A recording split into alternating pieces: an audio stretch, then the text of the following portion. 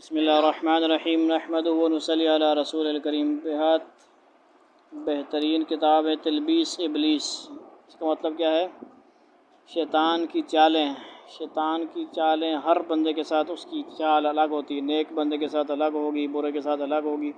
اس میں مختلف چالوں سے بچنے، مختلف بیماریاں، مختلف واقعات کے اوپر واقعات ہیں۔ صفحہ نمبر 381 میں سے خوبصورت لڑکوں کی طرف دیکھنے کی سزا کا بیان، یعنی مطلب کیا ہے؟ خلاصہ پہلے سے کہ لڑکوں کو آپس میں بھی دوستی یاری ایک حد تک لگانی ہوتی ہے، سمجھ آئیں گے؟ اس کے اندر آپ واقعہ دیکھیں گے، سمیر پڑھتا ہے تو کیا نصیحت حاصل ہوتی ہے اس میں سے ہمیں۔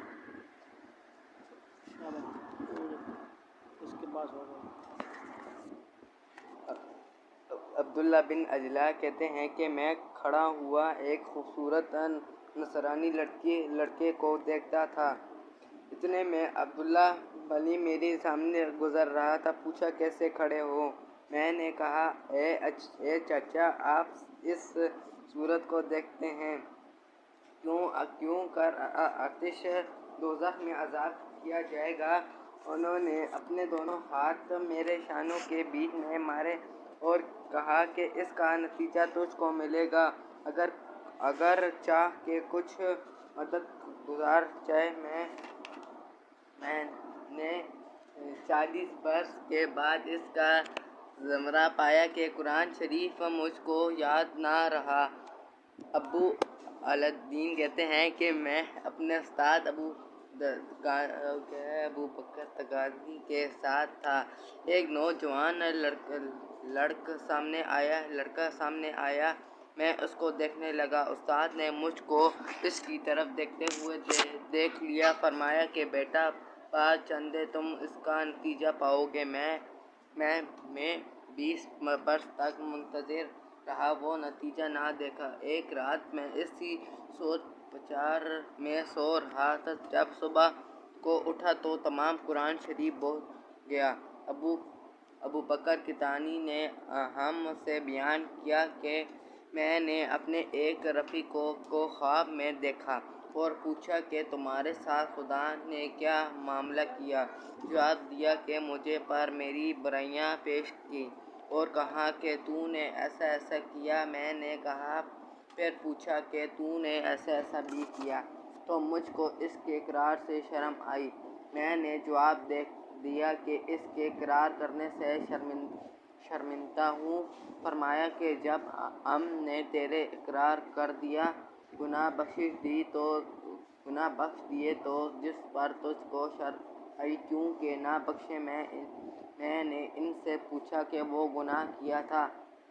بولیں گے کیا؟ ایک خوبصورت لڑکا میرے سامنے گزر رہا تھا، میں نے اس کو دیکھا تھا۔ ایک روایت میں یوں آیا ہے کہ جب شرمندہ ہو تو پسینہ آ گیا، یہاں تک کہ میرا چہرہ کا گوشت گل پڑا۔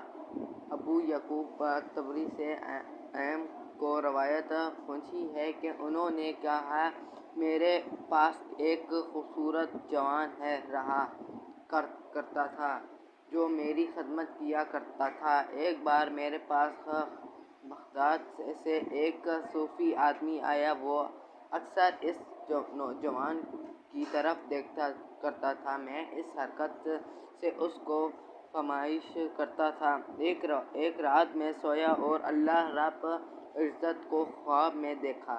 مجھ سے فرمایا کہ تم نے اس شخص یعنی بغدادی کو نوجوانوں کے دیکھنے سے منہ کیوں نہیں کیا؟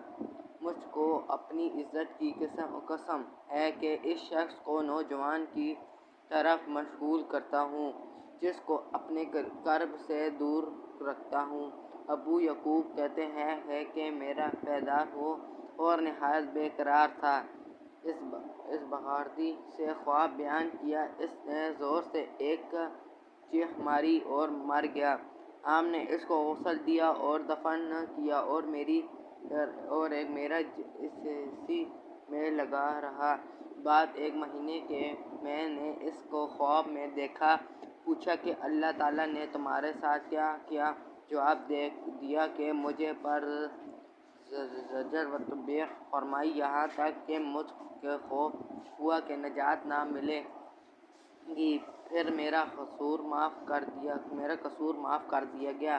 میں کہتا ہوں کہ میں نے اس بارے میں قدر طول پہنی اختیار کی، کیونکہ اکثر لوگوں کے نزدیک اس میں عام لوگ مبتلا ہیں، اور جو شخص اس سے بھی زیادہ چاہیے اس بارے میں اور نظر ڈالنے اور خواہش نفسانی کے تمام اسباب کے بارے میں تو جانے کہ ہماری کتاب ضم الہی کو دیکھیں، کیونکہ اس میں ان سب باتوں کے بارے میں پوری باعث ہے۔ تو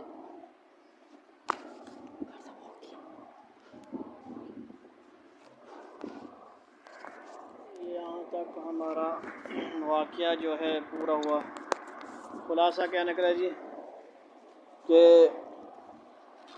کیا ہوتا ہے جی، ہم جنس پرستی سے بچنا، کیا کرنا، یاریاں دوستیاں فضول لگانا، ٹھیک ہے جی، اس طرح کے کام سے کیا کرنا ہے، ہم نے بچنا ہے۔ کیسا سزا ملی اس کو؟